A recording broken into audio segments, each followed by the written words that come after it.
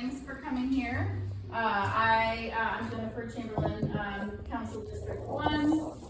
The area that I like to say is between Lions Park and Blueberry Park, but really my district starts right after you get on the other side of the Warren Avenue Bridge on Lebo. It also stretches down a little bit further on Sylvan Way, down to the new developments down that way, and a little bit into Pine Road, and then it becomes kind of checkerboarded into the county. And this will be my second term, and I believe, let's see, I was elected in 2020, and my first year was 2021. So I was sworn in on Zoom, so doing my swearing in ceremony in person was a little bit of a culture shock. I didn't know that there would be so many people who would be coming out for that. And it was a full house. So I door knocked, I went around to houses during COVID, I talked to lots of different kinds of folks. And even though at some point in time I became uncontested, I still continued to do like a block a day and go meet my neighbors. And so thanks for coming to my space today to talk about this. The basic topic is shelters. Let's talk about shelters.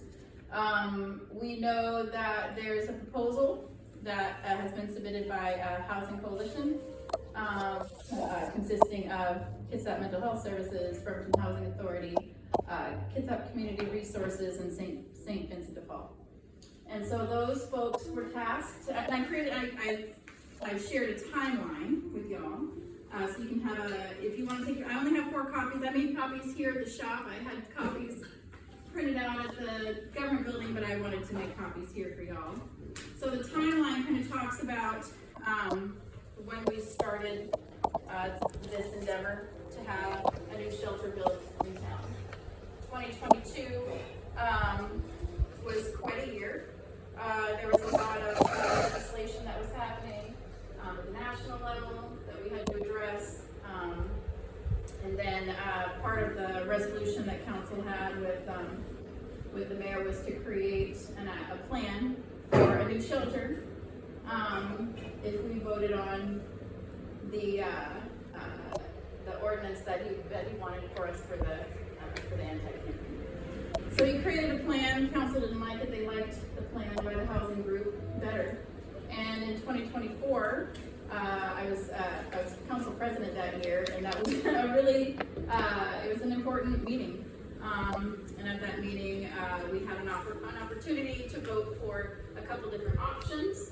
And one of the options presented by Eric Younger is something that I supported, which was let's not pick a group, let's allow the groups to be competitive, and whoever gets the permit in first can compete for the funding. But City Council voted for the housing group plan instead. So they did not vote for that additional option. And so that's what we went with. So we had voted for that plan to allow the Housing Coalition group to propose a shelter plan to us. And what had come to be during that time is the idea was to have a concrete shelter and also to have a pallet shelter, so there could be some transitional housing opportunities, and also to alleviate the pressure being put on Salvation Army because they have expressed they want to be out of the shelter business, essentially. So they had said at the beginning of 2024, this is when they had said we'll have something up and running by November. They tried to purchase 2024, something up by the end of 2024. They tried to purchase what we know of as the Swing Set Mall property, but my understanding is that the property owners bumped up the price so high that they couldn't really afford it. And so 2025, we didn't hear too much. I think council was wanting to know what's going on. We continually did ask, but there was some secrecy behind what's going on. And I mean, I guess understandably so, when you're trying to negotiate pricing for new property, maybe you don't need the whole public to know. I think it was, I had heard through the grapevine where it was going to be, and I was actually excited because I knew that it was going to be over where the helipad was. That's what I know this property to be, which is where later on the rest of council found out. I think that we had heard whispers and we found out behind the scenes. Where's the, I'm not from here originally, but where's the helipad? So there's a piece of property across from SARS. That's the property that's been purchased. Okay. And the reason that it's owned by CHI, for instance, is because it used to be, the helipad. yeah, and it used to be where the helicopters landed before they had the, the helipad on top of the hospital, which of course is now demolished. And I guess sometimes, I think helicopters still land there for emergencies. I'm not sure, but. I think the Coast Guard does on occasion. And so, but there's still a piece of the property that would remain in the city's jurisdiction. I think we still have a reservoir on there of some sort, but they purchased the larger swath of that land. And I was kind of excited about it. I thought, well, this is great. This is actually a really great location. It's on the other side. It's, it takes the burden away from the west side. Hi, I'm late, and Colleen says, sorry, she's okay. Hi, I'm Jennifer. There are post notes there if you have questions that come up. And then there's other folks that have paperwork, but I only have 4 copies. So maybe you could join Robin over here at this table too if you wanted to take a look at the paperwork. Me too. And if anybody wants, I'm sorry. Hey, welcome to my space. The bathroom, housekeeping, is down that hallway. And we have some cookies that Adrian brought. I'm not selling anything, but we do have some tea. If you want a cup of tea for free, I'm happy to put some hot water in a cup for you. So, and we have sugar and things over here. We then waited to find out a little bit more, and I don't exactly remember the time frame. It's probably in here where we found out about the property. I think it was it was like early fall when we found out the property was purchased, and we found out publicly through a newspaper article. But some of us had already known because we heard whispers, and But not everybody. you didn't know? No. I know, and I knew where it was going to be, and I was excited about it. Jeff Coughlin knew it was going to be. Denise had heard rumors about it. It was in the district, but we didn't quite know what was confirmed and what wasn't. So, and the way council works, which most of you know, is we can't break quorum, which means that if 4 of us are talking about the same issue, we've broken quorum. And even if 3 of us talk about something, and then one of us talks to somebody else, and another person talks to somebody else, it's a rolling quorum. And so we try to make sure we're acting ethically in that way, and not, so whenever we have conversations, like Jane and I are part of a quorum for a particular issue, we say, I've talked to so-and-so, and I haven't talked to anybody else. And so that's part of the reason it was pretty secret, I think, is because Jane was not part of we wanted to make sure we weren't breaking quorum.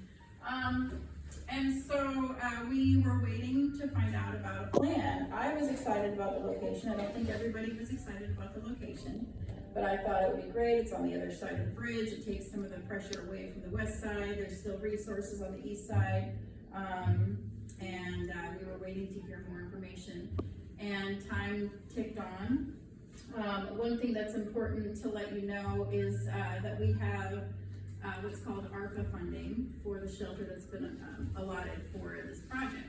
$1.1 million of the funding is ARPA, and that's, what does it stand for, Jane? It's American Rescue. It's COVID money. It's the last of our COVID money. And the feds are gonna take it back at the end of 2026. We've had it allotted to us for emergency shelter, emergency housing, for emergency services since 2021, essentially. Yeah, there was a lot of things it could be used for. Most cities used it for salaries, extra equipment that needed, computers so that people could work at home, that sort of thing is what it was used for. So we wanted to make sure that it was set aside very wisely for this project because we knew that we needed to help with the homeless crisis. And so we have been kind of waiting for this group to submit a permit. But what they have submitted is they've done 2 pre-submittals. The first pre-submittal was about the Swing Set Mall, and that was early on, but then they couldn't acquire that property. So in September, they submitted there's 2 copies hanging around this pre-submittal. If anybody wants to review it, we also have it available. So in August, they did a pre-submittal with the plan for the piece of property that they acquired, which is I'm gonna call it the helipad, but it's the property across from SARS, the old helipad. but we have it available to email to you if anybody wants us to email it. So, where we sit now is we still don't have a permit submitted for this plan. And the reason I wanted to call this meeting was because I had expressed some concerns about this group bringing this plan into fruition because they made some statements about some things that we should be doing as a city that we could do to make this plan expedited. And I don't know that these things can be done in the way that they are saying they can be done. I also am hoping to get feedback because maybe I'm uninformed in the ways that the constituents want me to vote. So I wanted to get feedback from folks to feel like, should we just, here's what I need from y'all. Should I just support this plan, and if we lose the funding, we lose the funding? Or should I advocate for another plan? I had mentioned the Oyster Bay site, Wait, lose what funding? the ARPA funding, the 1.1 million. That has always been earmarked for the shelter. You have Yes. been talking about it for years. Earmarked for the shelter, not for anything else, but this shelter. But it can go away, Robin. It shouldn't go away because they have it ready to go. All you have to do is permit, No. The fence not get in the way. Thank you so much for helping. So the fence will take it back at the end of 2026. So let's get it Absolutely done. right. Can we spend it before then on this project? Yes. That's what it's earmarked for. You're absolutely right. So it's earmarked for a shelter project. Right. Okay. So the question I'm here to ask and what we're going to be talking about at our next study session is, do we continue to trust the process with this group? Do we reorganize our plan and have this money go to another shelter? Or do we have another option? What I've just learned is that the mayor does not support the Oyster Bay project, which is the project that got voted down, he proposed originally, which is something that I brought up in study session. So we're gonna just take that off the table because I don't think city council will want to go against, go for something that the mayor originally was for, and now he's saying he's not. So, okay, let's go with questions now. I just wanted to clarify, you say by stars and the helipad and everything, that's the old Olympic View area that has the reservoir on it and the basketball court, and it's all fenced in out there. Yes. That was where Olympic View used to be. There was 2 Olympic Views. I was part of this, I did my student teaching at the second Olympic View, which also has been torn down. So I went to Yes. school there, I just wanted to clarify that that's exactly what we're talking about. Yes, sir. You just told us rude. Oh. And you know what, for everybody, if you could say your name out loud, for everybody, then that would be great too. So, and then remind me your name again. What? Gayla? Yes. Oh, Miss Breach, yes. So, I'm gonna use my attention span is like this. If it's here, it's remembered right this second. Okay. this is a long time coming. I mean, we've got years between the plan and now. It's cold. It's 30-something degrees right now. We should have had something, so whoever it is that said negative, yeah, cool. Oyster Bay, it's neither here nor there. It's whatever. Water under the It's- bridge. Yeah, it needs to be done now. Thank you, Jane, for both running to the issue and not running away from the issue. I'm gonna say that right now. I lied.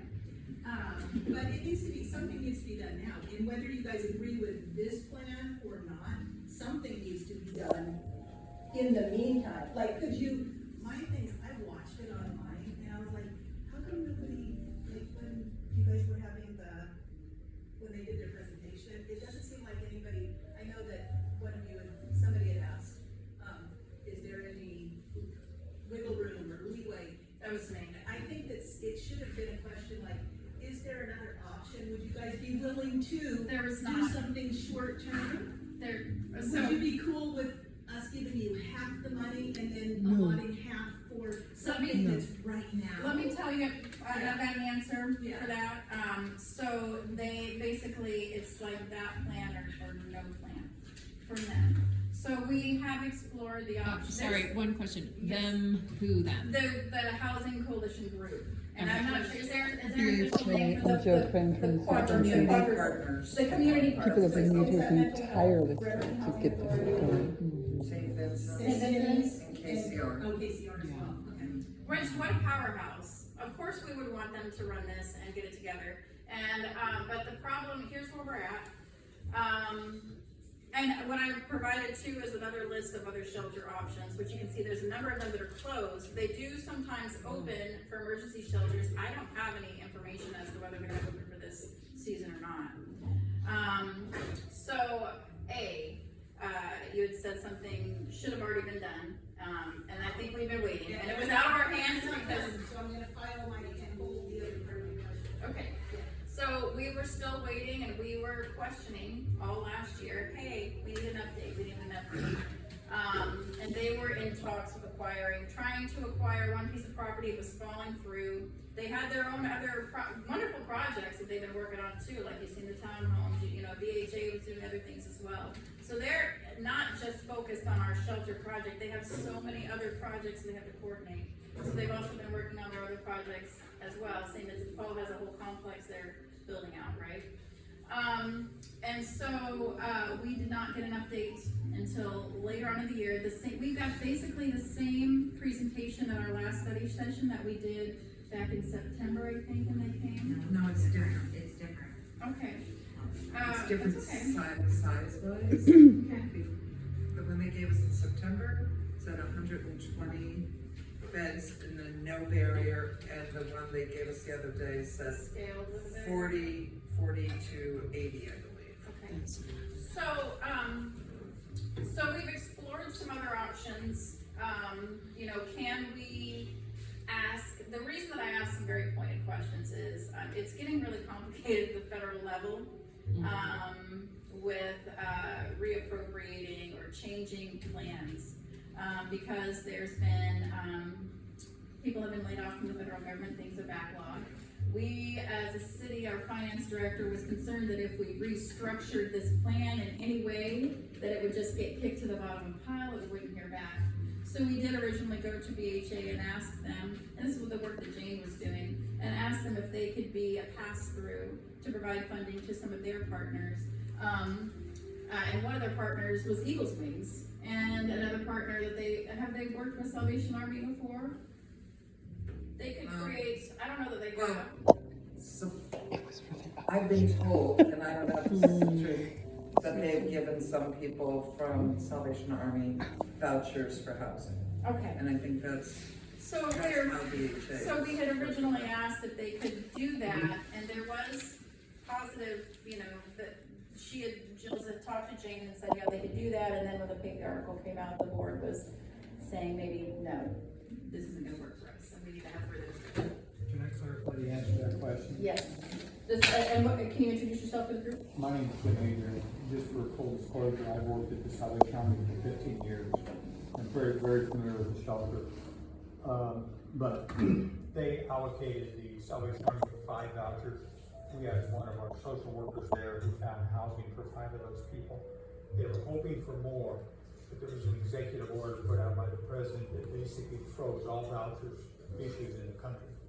So in the last discussion I had with Jill, she was expecting maybe some new vouchers in January, but I haven't heard a word, either from the Bremerton Housing Authority or the Kitsap County Housing Authority. Okay. So as far as I know, there's still a freeze on new vouchers. We were hoping to go back and get some more to find some housing, but I think it's wishful thinking to think we're gonna get much help from HUD in this environment. Right. So we are locked for now into funding with the group. The problems that so your other part of your The question. other part of the question is about something else this now, so the next day after your guys' meeting, I was driving up kids that way, is there any way for somebody to come together and go, Rite Aid building's empty? You could have, throw pots down, there's not We'll run it. specifically that. Yes. But I'm saying, is there any comment to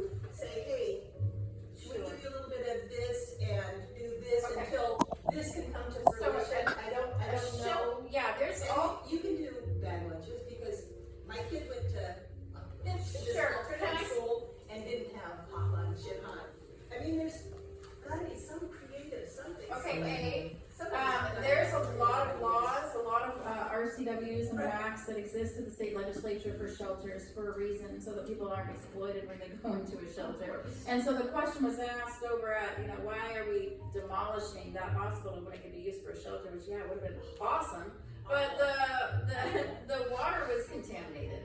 We couldn't give people contaminated water, and to clean it was cost prohibitive, and we didn't even own the building.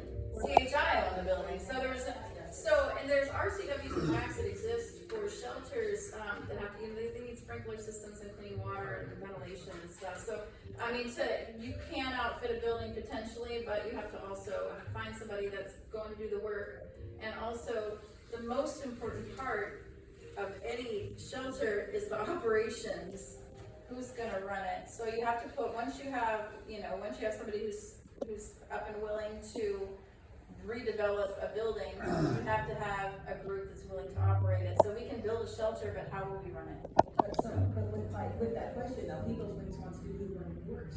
Yes. So can some of that cash go here until this comes to fruition? That's what my question is until this Let me answer her is question. done, Robin, let me call on can we you. do this? So we do have some funding that our finance director, and I think Public Works might be a little annoyed, but that's okay. We pulled some funding for real estate excise tax. They found $200,000, and we have that. And what's happening right now is our legal team is just vetting them, and also we brought it to council just to kind of get a vote to say, okay, vet them, just to show consensus of council to support them. So they are getting, we haven't voted on it yet, but the plan is that they're gonna get a chunk of our real estate excise tax, which the legislature has, if we vote on it. There's, go ahead, talk. No, I just, Robin Golden, they already purchased the property. They just need the city to support them and get out of the way. You can't put a housing in a day. But they've been waiting for over 2 years. In between, they get this started, this now.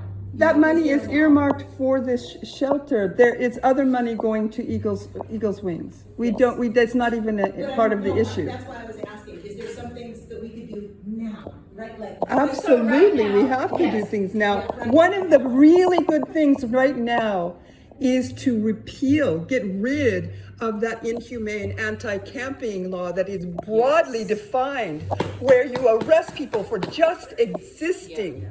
It is inhumane. It is unconstitutional and undemocratic. It is the worst thing this council has ever done, and it needs to stop now. It needs to, so give people a place where they can camp for right now and be together as a community. Well, I don't disagree with you on any of that, and I've made that public.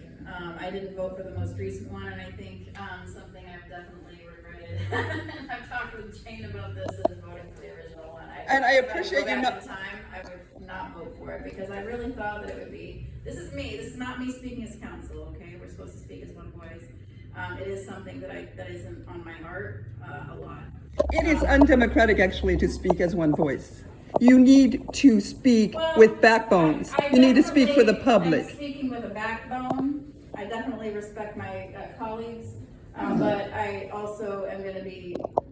I'm going to be honest that it's something that I regret. So you can take that how you will. Well, then do something about it. You can always repeal it. Bring it up for a vote. Repeal it. It is harming people. People die every winter because of it. Robin, I'm going to ask if you could just hold on for just a moment because I want to let other folks Okay. speak. Thank you. And Jane wanted to clarify something. Michelle, I'm just here for the food. oh, I didn't get any. We have cookies. I was going to order a pizza. And I'm sorry I'm late. I got caught up doing this. You know what happened? I was going to order a pizza, but I double ordered a pot of coffee, and I spilled coffee all over my kitchen, and then I forgot all about the pizza, and I got nervous to meet with y'all, so I said, screw the coffee, screw the pizza. I think Jennifer's great. I think everybody is learning as we go. I've known Jennifer for a long time. We've known each other for a long time. Probably 17 years. Yep. Yeah. I want to clarify that council is not trying to take away any money from BHA, Robin, and that's something you keep repeating. That money is set aside for a shelter. For that shelter that you asked them to. They came to us and said, we want to do this, we think we can do this. And we're like, move forward. But we didn't say that we were gonna pay for all the sidewalks, all the roads, all the street lighting. Are they asking you to pay for all of that, or are they just asking for your They're permit? asking for us Because it's to pay for because that. they're into the gentrification thing, and that's what they're trying to do is gentrify that whole area.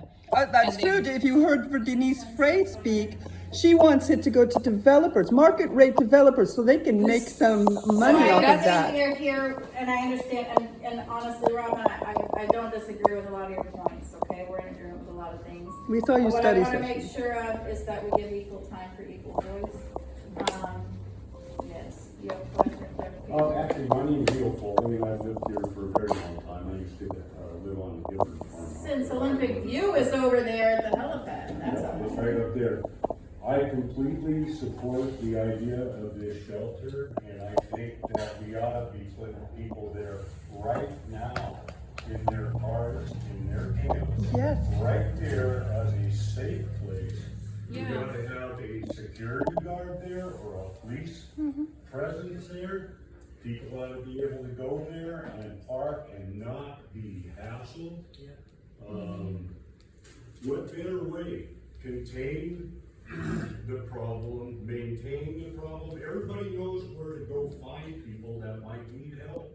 They are everywhere right now, everywhere. I find them everywhere. I have people living in a bush in my front yard in South Charleston on top of the hill. And there's more seniors and vulnerables displaced every day. Exactly. So I completely support this plan. I think it's the right people that are involved. This crap is happening everywhere. Look at Tukwila.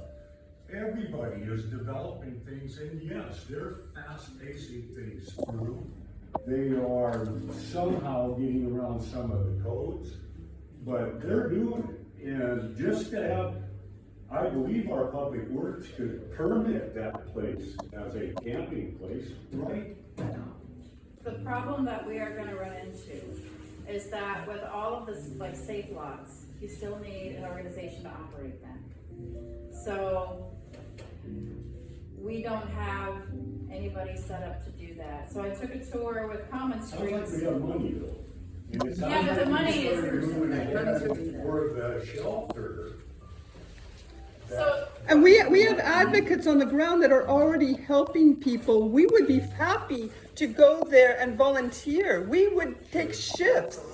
I think that that's an important piece of this discussion. Yeah. So that the community needs to be. The on same community- page I and stand think against community each other. donations would also be a big part of that, because Yeah. I would like my tax dollars spent there, but if Yeah, I can't spend my tax dollars there, I'll for sure put some money out to support a shelter like We that. need lots of spaces, different. And that's just my point, and yeah, my say, I completely support it. thank you, Neil. Thank you. Put Can it you to, introduce yourself? Mark? yes, my name is Jennifer Gale. If you put it to the community that you could do this thing if you had someone to lead it, and if it was okay for community volunteers to do that, I'm positive that would happen, because what I was, from just talking to people in town, like an army was ready to come marching down to City Hall. They were so upset. Sure, I wanna be devil's advocate here. Okay? Sure. I wanna use the toilet, the public toilet that we had, that was community sourced and put up over by, the MLK encampment as a question, as an example, okay? So there was a lot of folks that got around this, and it was grassroots organized and put together. And it was wonderful. It was. And so people had a public toilet eventually. I know that, that Joe Walters was carrying that porta potty around for a little while, y'all were emptying it, and then eventually got some resources together. The problem with the city was insurance and liability. We also probably had a little disconnect with administration during that time. And so when I became council president, I said, okay, we have a group, and they paid for a toilet. We earmarked $10,000 for a toilet. Let's reimburse this. Let's reimburse the group. We had to find an agency that could be reimbursed, and it was G2G2. So they eventually submitted a receipt to be reimbursed for a partial amount, and then that $10K never got rebudgeted. The idea was we were gonna have a shelter by the end of the year, so why would we budget $10,000 for a toilet when we were gonna have a shelter by the end of the year? And so That has completely changed. You had such different rhetoric that you were all behind before then. You said that it was the mayor's fault that you didn't implement a toilet where you guys I were think what involved. I said just now, Robin, was that there was a disconnect with administration. I was being kind about it. So, right? The disconnect was that you That's guys not didn't what- do your job and actually enact the ordinance to have it done. And Okay. those toilets were taken away with that first inhumane sweep of your anti-camping. So, Jim, were you Ordinance. part of the porta potty? I think you were, yeah. What do you remember about that story? Do you have any additional information? Because I don't even think the company could take the toilet back. Or where was it? Did they have porta parties? It's in Marvin's backyard. They bought that in from Marvin, yeah, they did, and they put it there. Bought those and brought them in and she paid. And people like me were. The county gave them to them. Yeah. Doug Washburn got them. She rented Let's the take parking spots, she put those there. Well, let's take a pause for a minute. I was checking in with, are you uncomfortable talking about this, Mr. Adrian? I'm sorry. I don't care. Okay. I mean, if you want the rest of the story on the parties, I'll tell you if that's relevant. I mean, the reason that I'm bringing it up is because, The reason and this just goes to to demonstrate the necessary for quality management. Those porta potties were put in there. They were put on private property. I negotiated a deal with Monica. I funded those initially, about $6,000. I had my maintenance crew install them. We secured them to the side of a property. We had to get the property owner because the people down there kept tipping them over. We put one down there. It got filled up daily with needles, clothes. We had to take the locks off of it because people were doing drugs in them. We actually had someone pass out in there and almost overdosed and killed themselves while they had it locked.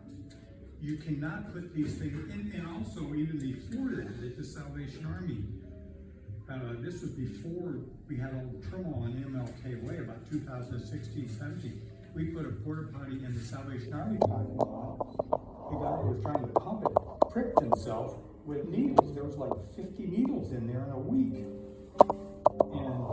And even at the Salvation Army, where we've got, security people, we train the people, we've had multiple times the toilets have been plugged up with needles and drug paraphernalia, and the people that have to come in and maintain those have to be extremely careful. so That's the rest of the story. I really appreciate you And the sharing. contractor said, we'll put up with it, we've got people trained, we're used to dealing with this, this is not like the world was 7 years ago. And so anyway, and then Don Michelle and some of the other, what do they call themselves, anyway, Rock the Block. Rock the block. Yeah, they were out there, there was 4 people monitoring that every day, they were going to check it daily, and they were on the speed dial to the contractor that said, hey, we got a problem, we got a code in here, we got drugs in here, we got 10 needles floating on the top, we can't use it. So we finally went from 1 to 2 because the phone was disabled, we had a backup. And this is an incredible amount of energy that was taken by volunteers for 2 toilets. So my concern is, how much energy would it take volunteers to run a parking lot, Let me let me take a shot and answer that. We tried to run a volunteer shelter in 2016, 17. Mr. Adrian, can I pause for just a moment? I want to just give, if anybody does not know who Mr. Adrian is, how many properties do you own in Bremerton right now? He doesn't, how many properties does, so this is Michelle Taylor of Eagles Wings, and these two work together, and Michelle really works very tightly with Mr. Adrian, and, with Eagles Wings, so how many houses do you have? 20. And how many houses do you have through Mr. Adrian? 14. Okay, so he's providing a lot of shelter for. Michelle and I are housing about 400 people and kids outside, primarily in Bremerton. That would be on the street. Most of them would be on the street. And they've been in this scenario of where our issues are everywhere now. Let me answer the question. I want to get the first Let thing, me I answer just the want question on to know volunteers. who we're talking to. Let me answer the question on volunteers. We tried to run a shelter before COVID, and we did it. We tried to do it with volunteers. We brought paid staff in, and we had some very, very dangerous issues. When people came in we weren't searching them properly. One guy got up and pulled a knife on somebody, on a lady that was a volunteer, terrified her. Another guy got up, there was a gun that fell on the floor, and he had a bunch of 38 caliber bullets that fell on the floor. These people you're dealing with are experiencing extreme PTSD. And we finally had to get a lot of training on de-escalation, how to lift people, how to wake them up so they wouldn't attack you. Right now, you don't touch a person when you wake them up in the morning. You stand about 3 or 4 feet away. You gently tap them on the shoulder with something. We had to develop protocols for searching them before they came in. They can only bring certain stuff in with a clear plastic bag. All their other stuff has to be in a Connex box because you have no idea what they're bringing in. Even in spite of that, they're still bringing in drugs and needles and all kinds of stuff damaging the plumbing. I don't know what our bill is. So if you're, and we do have volunteers, but we also decided that we're not going to run that shelter with volunteers. We had to get people that were in there trained on all these protocols, how to deal with 911, how to work in partnership, how to administer Narcan, how to respond to someone if they have a medical emergency. And we also said we're not going to run it down there without security. So we got 24/7 security. Security's got protocols. Everybody's got radios. And when you're talking about the numbers, just the numbers, we're running anywhere from 65 a night to maybe 110 a night. Let's clarify the difference. That's a cold weather shelter model with an open day room that still people are herded inside and herded right back outside. So this whole model that everybody's depending on to get successes from is not set up to be successful for people. No, we know it's not. And so let's just speak about how much tons of money has been poured into this environment that we desperately need, but the model needs to change. And so what the big scale of ISOR supports is that assessment center and that 24/7 care. These people need rest. They cannot be triggered, and those are just the ones you're talking about that decide to come inside. There's not enough time in that space for people to get clarity and rest. They are continuously escalated with stress and PTSD and untreated mental health and substance use. It's not even substance use that's primary anymore. And so the lifestyle is created, and now we're dealing with the aftermath. This is what, 7 years of this model? And so it's doing nobody good but satisfying somebody to sleep at night to say that some people have a warm place to be for 6 to 7 hours, maybe at night. But as Mr. Adrian shared, when you wake those people up, it can be dangerous. I was the shelter manager down there in 15, 16, and 17 in these environments with a public health group called Kids Out Connect, and we learned a lot as we were serving these people. And I don't know, it's just a dangerous model. So we need to all support the bigger scale, and we need to come together and support a smaller scale and leave it to the professional people to support them in the prominent volunteers and keep the volunteers safe as well. It's a lot easier than what it looks. The Salvation Army was never established to be a long-term shelter. No. They would like to get out of the business. The building was not built for that. They don't have the other infrastructure support that Michelle's talking about, on-site social workers, on-site mental health. People wake up by Living Salvation, can I ask a question? Yes. Yes. You She's getting her sticky notes all together. Right. Well, I'm second you, so I follow rules. When you all keep And saying can you this, introduce yourself for us? oh, Janice Allison, I, Live in the community.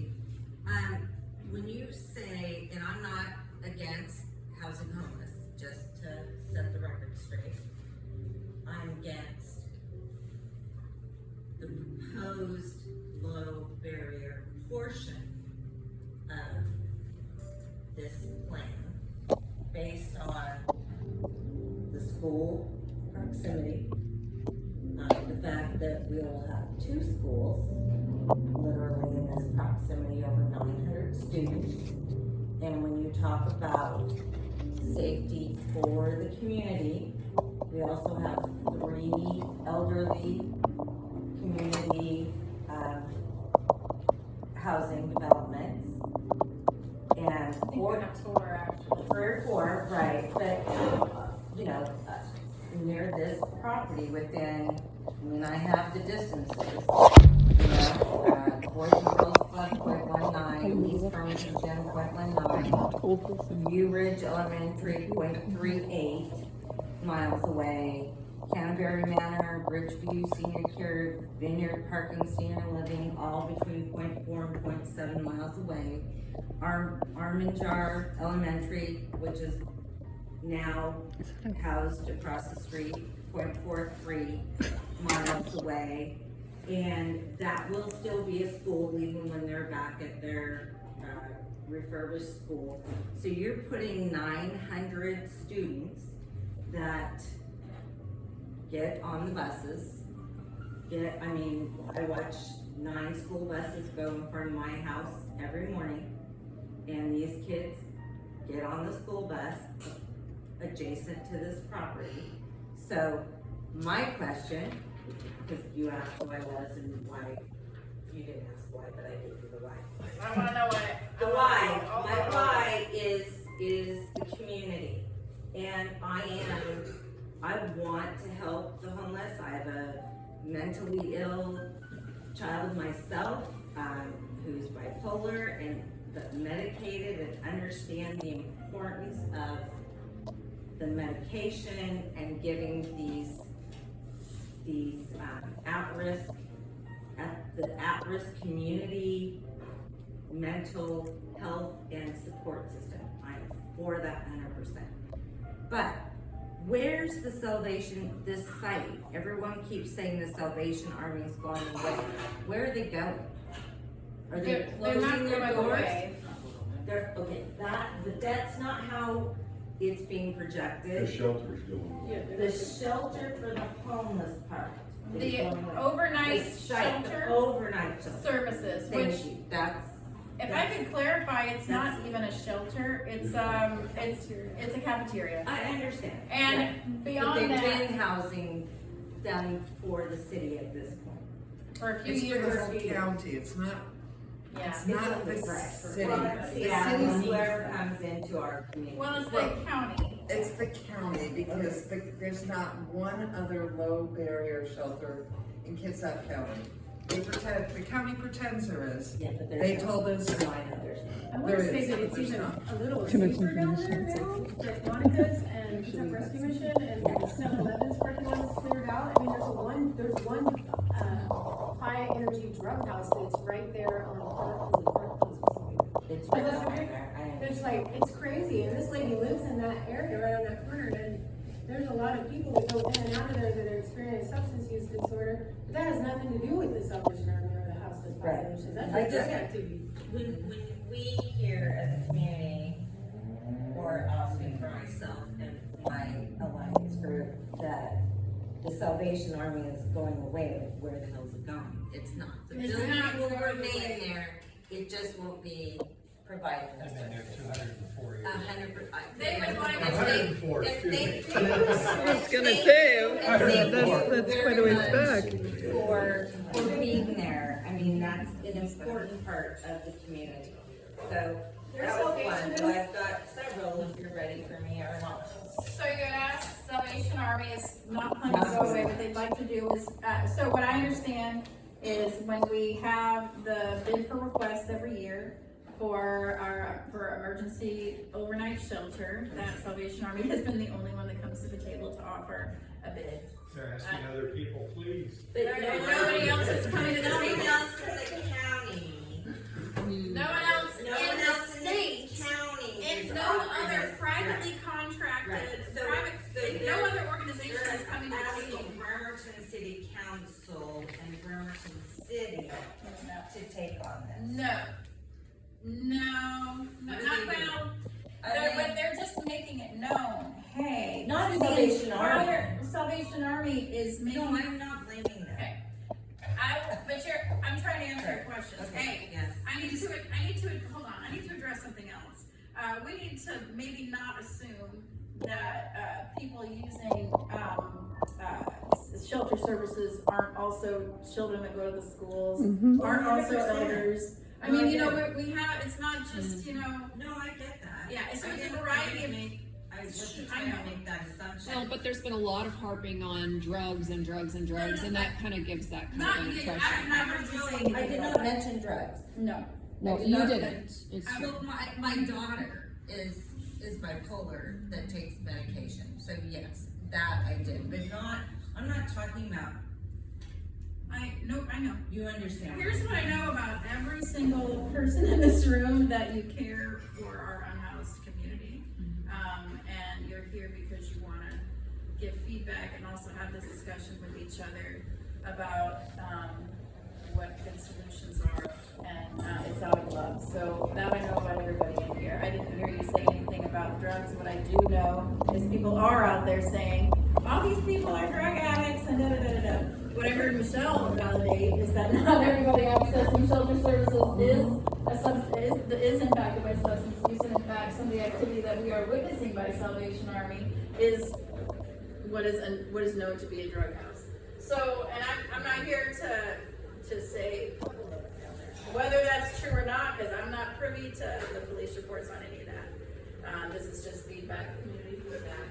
I've collected a little bit of data through the epidemiologist from our nonprofit program, and we have some statistics of age and vulnerable retired veterans' wives that have been displaced because they can't afford rent, and their incomes, their husband's retirement is over the income allotment for Section 8 subsidies. So women that have been in rentals that have paid maybe $650 for 25 years a month have been displaced. All of their lifetime items and their animals, and they're put out on the street in cold weather shelter environments, and they go into coordinated entry, which is Housing Solutions for a Solution, and they're screened and they're put on wait lists, and the Salvation Army has served them people when they're traumatized by their circumstance. They are vulnerable, and they're put on the street next to abusing type personalities that can cause harm, and alcohol use is typically started use more because their circumstance, and this is just hypothetically across the board, this is just some of the things that we've noticed, and some that have had like borderline mental health, it goes full blown, it goes unmedicated, and they've tried substances, and now they're under the influence, and they're angry, and their substance use, and vulnerable elderly adults that have not struggled like this at this capacity are now in the streets hopeless with who's going to help me, and there's no resources. And we get those referrals, and we can work with those people. These people are angry at the system, and they're in the first stages of their use of their substance use or alcoholism, and so they're blaming everybody for their circumstance.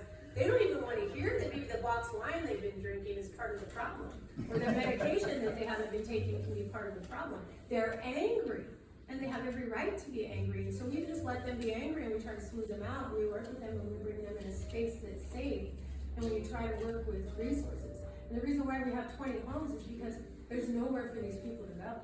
So these houses will go through their processes of, we call it Storman, Foreman, and Norman, and they get to their norm, who their group is, and they create their own culture, and they learn to thrive together in a group home setting, which is called community living, under the definition of transitional recovery homes that have guidelines and supervision. That has worked for some population. The ones that we're talking about that are full-blown out in the streets, you know, severely decompensated for whatever reasons, those are the population that I think we're all worried about. Because the ones that get out and exposed to the streets will turn out like that way as well.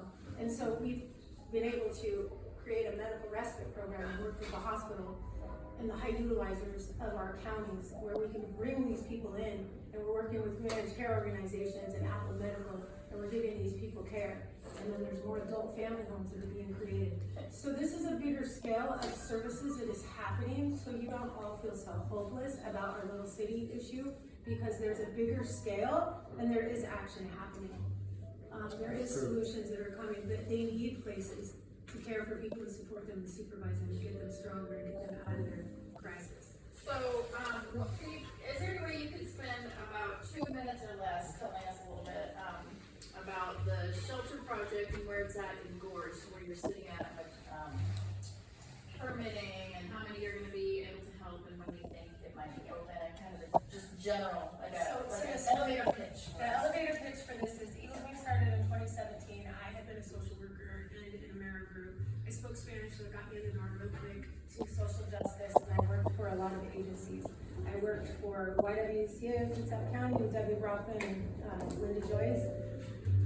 I went to Agape Unlimited, and then I worked with West Sound Treatment Center, and every one of those components I worked alongside of Jim Adrian, housing people for the last 20 years. So I'm kind of known as the house chick, and went from West Sound Treatment Center to the task force at Salvation Army, and then was all things down at Salvation Army until me and some of my smart friends piled up all of our resources and said, we can start housing people, and we created Eagles Wings. And Jim Adrian gave us our first unit, and we housed 6 women while I was still working down at this shelter. And this was around the bed bug closure. Do you guys remember that time? I remember that, and that's when Greg Wheeler, this is what impressed me about him, whatever you believe about him nowadays, but he actually created the first allowable tent city in the city of Bremerton. Yeah. They created a whole tent city. That's when I came to your shelter, and I saw you, and I said, Michelle, what can I do? And that's when I first got to be put to work at Salvation Army. So there was a tent city outside of Salvation Army. Bed bugs that had lice everywhere, body lice everywhere. Everybody There were had buckets for bathrooms. Yeah, it was. And they were doing the best they could. So And we were swimming, and it was a beautiful moment. It pushed us to create options. And then there's Homes of Compassion, there's Eagles Wings, there's more adult family homes, and then there's Oxford houses, of course. Adult family homes are really great because they're nurse delegated. So we started bringing these people in. We went from 6 to 137 beds today. And what we learned along the time is that when they decompensate or they backslide or they have issues, mental health or substance abuse or just, medical issues, that we need to have a space that we can put them and not put them out directly on the street. So we have some foundations that support us, thank goodness, and the Woods Foundation helps us buy property. So Eagles Wings owns a clubhouse, we own 3 other houses, and we are in the process of owning a parcel that has a 10-bedroom and an assembly out in Gorse, behind the Gold Station on Highway 16. Tell me about Gorge. Tell me about Gorst. How soon do you get ready? This is a big deal. So we did a transitory permit, and we've always wanted to have a space where we can either get people for medical respite pre-procedure or post-procedure, or work with people that are struggling and bring people in and let them rest and try to get better. So we can house 50, probably more if we needed to, but we got 50 bunk beds that we have on order, and we have a common area. And we have buses and we have transportation. We have a really great clinical team. We have 2 behavioral health and we have a behavioral health doctor. We have a clinical team. We got a little bit of money that has carried us along.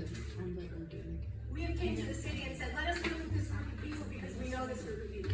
Most of these group of people that were out there struggling and really needing care have been through our doors. In 20 years, I've gotten to know generational families. I work with some people's grandkids today. And I am so on board with that area and that SARS location because my 4 grandkids go to all those schools you named. What I do know is I have faith in the schools and they keep everything locked up and those kids don't go unsupervised because you can barely get in and I'm grounded. So walk to and from school. Yeah, and there's already houseless people in those environments. And they're already, our officers They're just one already. And sometimes when it's really crappy weather, we let that, Sergeant Gary actually calls me and says, can we let this stay here? Where are you at with the permitting? Oh, well, we did the permit, we need $200,000 to finish the plumbing in the building. We don't have that money, so. Michelle, best case That's where we're scenario, when are you gonna be ready to put 40 people in there? Well, 35? we gotta get a toilet, we gotta get a toilet. So I think that Okay, they're I'll find waiting that for on, you. I think they're waiting on additional funding, which I'm hoping, Yeah, I think we're fingers crossed that council's gonna be able to I provide. mean, we're gonna do it regardless, we've been working on it. We've been working on it since 2022, yeah, and we've never asked anybody really for anything. We go for Housing Trust Fund grants and, we know that it's the community that's gonna care for each other. So, Regardless of where the place is, because we all gotta come together and be kind. I have heard only really good things. $2,000 today, when could you open? If we got the permit, it would be 8 weeks. That's what 2 contractors said it would take, 8 weeks to the open. permit to do a bathroom. And To But- finish it. But where are you in permitting stage? They accepted it, the request. so the permit has been accepted, has it been approved for We work paid in? $60. That's all it took for a transitory permit. Do you need a permit for your plumbing? The company will have that. The building is owned by the owner, and he's a licensed contractor, so he can do a lot of the work himself. Okay, that's important, that's what I learned here. I couldn't do a lot of work myself and want, the owner needed to be, And anyway. Eagles Wings has a licensed and bonded contractor, but the Right. cool thing is that we got a foundation that's gonna just give us the So the money. owner can, but does the owner need to work for the plumbing? Jim, can I know you, It's 15 grand to get our plumbing done. It's like, but there's other, yeah, the kitchen. we need to do we have a whole budget. I don't have all those numbers here. But it'll take us 8 weeks to open it. So 8 weeks, once you have your funding, is your estimation. We have a plan, but we'll see when it happens, right? But just know that there are some people out there that are working really, really hard, and that we can never meet the need because of the bigger scale. People are getting displaced faster than we can look after them everywhere. Which is why it's important to have the tent. But safely, everyone needs supervision. It's not as easy as what it looks. People are very manipulative and they're in survival mode. And even the kindest of people are gonna be. I found that out actually. Jim, you were gonna talk. Sorry, it's just like badly, we're not getting to this site and while we're here. Well, I'd just like to clarify something on my toilet issue. I didn't mean to imply everyone at Salvation Army is doing drugs. I was there, and Michelle made a good point, and this relates to the people that could go up there. A lot of people are very disabled, they're senior citizens, there's been there isn't a week goes by that we don't serve a bunch of kids. And it's just heartbreaking. Yeah, you've seen the mothers. In my world, I live over on Sheridan. We've had people homeless in Davis Canyon many times. There's a bunch of cleanups that are going to be required there. I've had people living in front of my house that have called, they're there for 8 or 10 weeks, move the car 10 feet, and then they're okay for their ticket. Anyway, they just towed another car where somebody was living in. And my feeling is if we put a shelter up there, some of that's going to relieve that in my neighborhood. I would be very comfortable with the shelter there. And there's a perception. I've talked to Joe Crane. It's not gonna be like a low barrier shelter there. I don't know what terminology they're using. The Salvation Army, they're gonna screen people, and if they misbehave, they'll put them out on the street like the Salvation Army does. So they're gonna be bringing people in, they're gonna be working with them to get them wraparound services, get them employment plans. That's I want to just talk about an overarching concern that I have. I don't know who's going to be operating the shelter if it's approved for this location that goes forward. If it is Salvation Army, one concern I have is if they are banned from one location, are they going to be banned from the second location? You know what I mean? So, if they're asked to leave. We've seen them. I can't speak for Salvation Army management, but they have said, the divisional headquarters officer has said, I've heard, that if you want us to run the shelter, we will. We just need that place for our normal business because it's not set up as a shelter. They've got 22 people there already trained, so they've got the staff infrastructure to run the shelter if there's money available to do it. So where are those fast tents right now? So- That's my question. The what? The fast tents that Greg Wheeler did or whatever, where are those now? Let's get them up there. The tents? Quonset hut station. Oh, the Talking Quonset about- huts. No, Yeah. he's talking about. Yeah. That's good. Why not? Are you talking about Tent City? I'm No, that talking was- about this shelter up here, opening the gates and starting to serve people up there so they can get in a common place to get help. Okay. Before it's built. So let me, we're gonna address that because I know you are so, I feel like have an idealized vision of what, you just put people there and it's gonna work, but there's nobody there who, the process is you have to have an organization that's going to be in charge of running the facility. We can't just hire security to do it. We have to have like a Salvation Army type group that would run even a safe block program. Trained people that they'd like to put somewhere else. And they are not trained for a tent city, for instance, but I mean, maybe that's a possibility. What I'm hearing is support for this location, support for this location. I really need to hear for folks that are not in support of this location. And I need to, and I know it's gonna hurt your hearts, some of y'all, but I really need to hear it, in order to be informed on this opinion. Yes, sir. My name is Richard Copeland. I'm sorry to cut everybody off there, but we're getting way out of the weeds and we're on a time thing. I live in the neighborhood, I live on Callahan. I walk my dog around that area. I don't cross Sheridan because the traffic is so dangerous to walk my dog across. Cars come around out Wheaton Way, come down Sheridan, cross that site that is not a crosswalk, speeding down there. So adding another driveway or more parking, we have more cars come barreling down that road when you have people walking, perhaps walking across the street, going to the little mini mart, going to SARS, where there's not a crosswalk. Cars do not stop you when you are in a crosswalk. We're just asking for safety on that corner, which is not safe now when there is nothing there. And that's my concern about it. I walk it. I don't go across the street and let my dog run in the grass over there because trying to cross Sheridan is dangerous. It's dangerous trying to go off Cherry onto Sheridan in a car and then walking. When you invite all these people in that small location where there's nothing else around there, we're just asking for more accidents. And I think that speaks to the kinds of things that this group is asking for exceptions for. Exceptions what? Exemptions. More traffic for people driving down Sheridan? The development exemptions. So some of the things that I think this group is hoping for is that they'll be less liable for some of these improvements that you're suggesting. And so what we have a standing kind of rule, you know, that when you develop, you're responsible not just for the property, but also the sidewalk. So there's things like curb cuts for wheelchair access. There's lighting requirements that we require developers to do. And so what this group is asking for to keep their costs lower is exemptions for things like the curb cuts, the lighting, etc. That would also be, you know, that we would need to cut into the sidewalk to create new driveways. And that is a really tricky area. One concern that I have is very similar to the concern you have, which is that Sheridan and Wheaton is we just learned today, I mean, there was just a horrific accident today on that bridge. Horrific. There was another one on the semi-lake.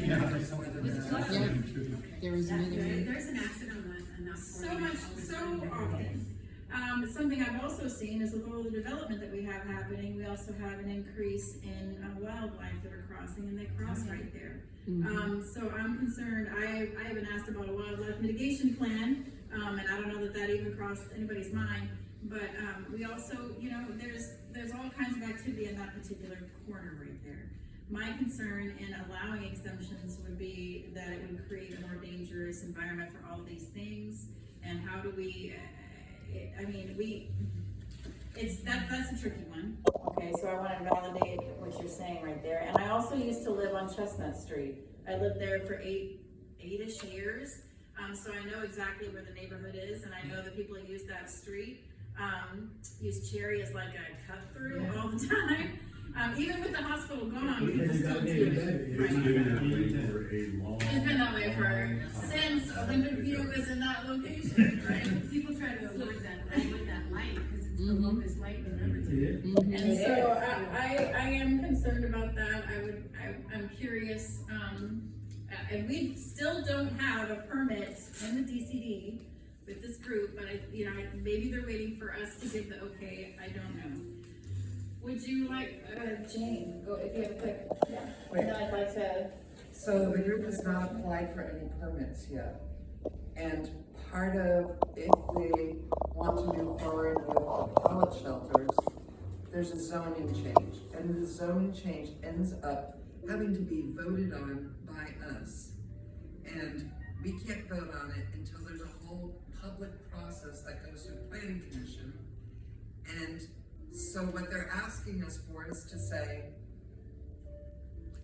support us, and by us fully supporting this project, we're saying that the rest of the community, which, you know, there's another 44,000 people in the city, have no say in any of the zoning rules. And I'm not saying not to do it, I'm just saying we can't tell them, go ahead, do whatever you want. So, Jane, I want to push back a little on that. What I understand from this group is that they want to do it in phases. What I know that we cannot do on this lot is it's also not zoned for tenting. It would have to go through the same process. The public process that she's talking about goes to the planning commission. It has to be up for public comment. There has to be a whole process, and that takes. And I was really trying to get Garrett to answer that question. How long would it take? What's the minimum? It could be anywhere from 4 to 9 months to 2 years for the process. Expedited with an easy plan is 4 months, but this is not an easy. This has so many components to it that it would be, it would have to be chunked into phases, which we have not seen a permit for that yet. So if it was a phase 1, just a congregate shelter, that's something that it's already zoned for. This area is already zoned for multifamily housing, which is an emergency shelter.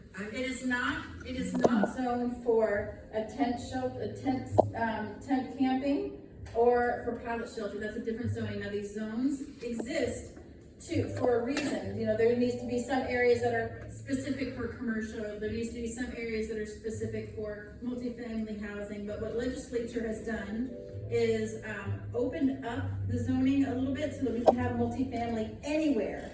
That's great for the congregate shelter, but a pallet shelter and a tent city, for lack of better words, or even a safe parking lot would need to be rezoned. This area would need to be rezoned, and that part of the process is not a slam dunk. If not there, somewhere else then for the tent city in the meantime. But you know, this needs to be a public process. This needs to have public comments, and there are no more public comments at the council meetings. 100% public comments. No, there is not. There is written comments only, and we're not having, like, you canceled an event where the BHA and Joe Crane and you were going to have that event where people So we need to have public meetings with all of this, so we all get the same information and not just bits and pieces. But this is just information from you. Okay, we don't have printouts. You have printouts, and I've seen printouts from BHA, an 11-page one that is quite a lot different. So if we could all just get together. No, do you know why that person called in? Do you know why they called in? Because you opened up a Pandora's box by getting rid of the First Amendment, by violating Washington State Article 1, Section 5, and OPMA. Oh my gosh! Listen, this is America. Once you get rid of the First Amendment, once you forget that, we have no more democracy. They could have stopped him because he was not part of it. All right, I'm gonna go ahead and take a beat. Nope, we're gonna take a beat on all of it. I would love to hear from Shelley. Okay, Senator Ross, your comments. You had talked a lot about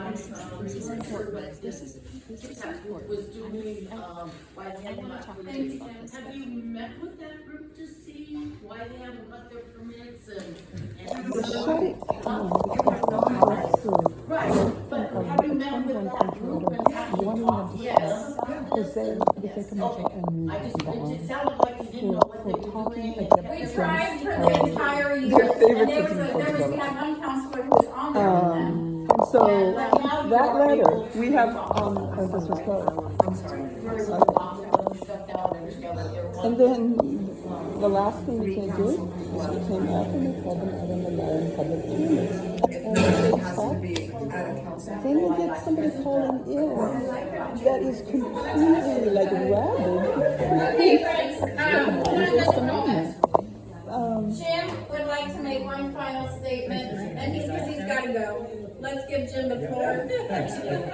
He already set me a little bit. Okay. I just want already to, said. not for some perspective, but just a rhetorical question. If the Salvation Army does close, and so far they have, the city's come with almost on their knees, said, please stay open. I'm not sure whether they're gonna stay it one more time. Our current officers are leaving, and we got new leadership in Seattle. But what's the city gonna look like? What's the city gonna look like if the Salvation Army closes? And I will tell you, I don't know whether any of you were down on MLK Way or Broadway, you know, affectionately known as Wheelerville.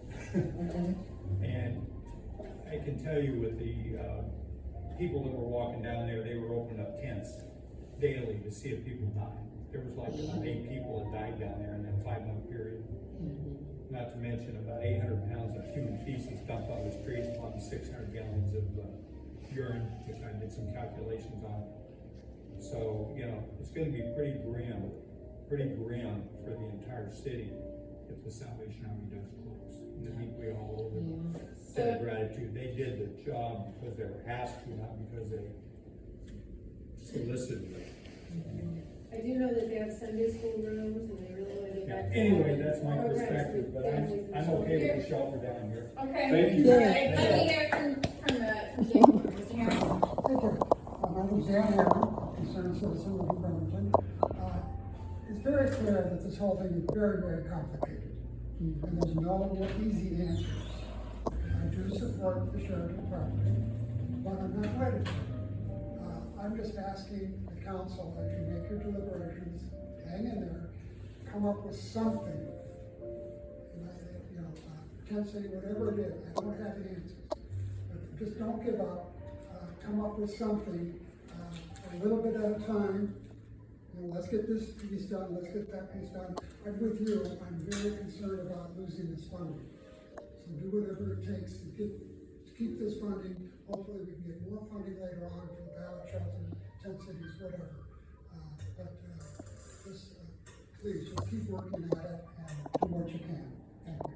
Jane, I'm gonna listen to my people here. Anybody else specific to this site? I need to hear. Okay.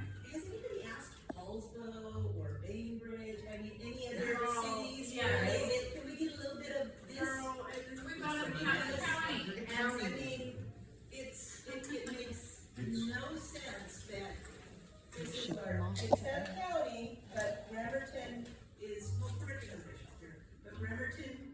It's a county shelter. Yeah. They don't have a shelter. They have a county shelter that you have to do an application to get into. And there's a whole list of people that want So it's to. like, can I get the food porridge? I mean, it doesn't make any sense that Bremerton has all, we've got the brunt. We have the established resource givers, and this is actually, one thing that you can absolutely get in this town is a meal, but what you can't get in this town is a bed for substance use, you know, like, if you really wanna go to your legislators and advocate for something, it's substance use disorder treatments, services, it's shelter beds, it's things like transitional housing. Food is good, everybody needs to eat, but there's bigger problems that are unfunded. So I have a question regarding when you said about the Kitsap County commissions. So are we, because I'm not originally from this area, Okay. we're District 3 in central Kitsap County, is that correct? Where do you live? On Callahan. Okay. So you're District 1 as far as the City city. of Bremerton. So I'm just trying to There educate is- myself. sure. I worked for Pierce County for 40 years, so I'm trying to educate myself on Kitsap County because as you said, I can't speak to what district you're in. Okay. You'll have to look that up, there's a file, you can go online. Yeah. it's Okay, not so then you already know you're in District 3, so. I think so, that's what District 3. On this side? Katie Walters. Okay. Okay, I just wanted to confirm that.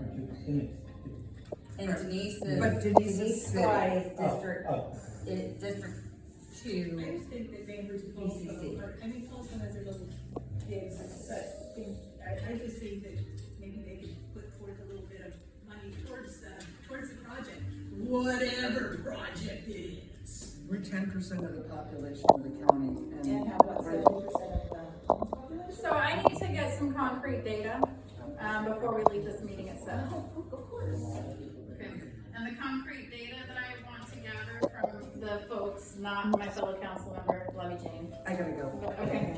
Okay, like you are enough. Okay, thank you. So, so I've been pretty public, like, I'm not supportive of this project because I'm worried about the timeline. I'm getting the feeling like most folks that are here want me to support the project. However, with the caveat, there are some concerns about the traffic and the safety. How are we gonna mitigate the safety of this location? Love the street. So, That's the only thing I see. So my other question, Jennifer, to you would be, so, you know, obviously the people that are here have heard about this project. And anyone who possibly is online with kids at center.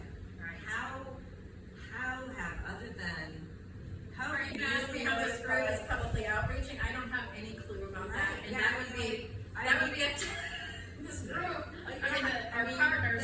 We're still trying, I mean, you know, nothing's from BHA. Housing task force? No, the partners. Partners, I mean, BHA, they've not reached out, BHA. we've reached out to them, you know, those of us that found out. But I'm just saying, how is the rest of I don't have the answer the for you. neighbors So we will need to ask, finding out? can you give me your Yes. post-it, we'll stick it up here and we'll ask the group. So if you have questions that I can't answer, and I know that I'm being real rude by cutting you off. No, you're. But I wanna make sure I can cut through the mustard. Appreciate you. No. Alright, let's put the sticker up here. Okay, so what I need to, and then is your information on here for me to contact you directly? On another sticky note? Okay. I got plenty going. So, you wanna know more about what the public outreach process is gonna be by BHA? Got it. By BHA and BCC. It's not on the website, because I had a conversation with That's fair. Ann's assistant. We are not in charge of the public outreach, this group is, so I think that's probably why. Because we don't know how They they let me in, I'm just saying, they let me in and BCC. This is my son, by the way, Logan. And Logan's actually a former student of Robin's at the artist studio. Way back in the day, the Pink House, anyway. Yeah. The Young Artist Studio, yes. The Young Artist Studio, yes. Both of my kiddos work. Okay, Dan. Yeah, I'm just gonna say, in response to the outreach, the veterans and all, maybe not the right places. When I went to a town hall in District 6, and this was some time ago, and Joe Crane was there, presented the overall plan. I remember that one. Before his more recent site. Now, they're probably not reaching out to all the places that need to be reached out to. That was Okay. in District 6 in October 2025. Can you write down your question about safety No, I and understand. like That's what I'm saying. safety? They And have make done sure all that outreach, just information not for to me. those That's to the places. church. Thank you. It was just that Sunday. We need a Well, I citywide think I meeting, found yes. places too, Do but you not have all. any questions that you'd like me to? No, I think I yelled Jennifer? 7 hours. I want there to be a space, but I was also concerned about the location because I just see people just crossing the street anywhere in states of mind and. Do you It looks want like- to write your contact information down with the question and I I will can get back to you? Okay, I've seen an overview of it, and it looks like where the entrance is not on Sheridan, it's on another street coming in. There's security kiosks. what I love about the place is it has the Quonset hut, you know, for I guess general, and then they also have the different housing, you know, for people that are transitional, that, you know, for, Shelters, right? yeah, little houses. And also a dog run, a garden, a recreational area, and all of it is secure. There's a security kiosk that people have to go through. It is something we need because it will change lives, it will save lives. If they don't finish it by the end of the year, we lose our funding. We need to stop that anti-camping ordinance and have places for people to camp. Now, I went down to one of the first sweep. I filmed that entire time, and that was my first. I need to keep us on track. We can talk after this, but I want to keep us on track. Are there any other questions specific to this site that you would like me to ask and follow up with you directly on? Is this gonna go in phases? Can you write it on a post-it note? Yes. And then I will Timely. ask that question. Yes. Shelley and Neil, do y'all have any I'm gonna stop.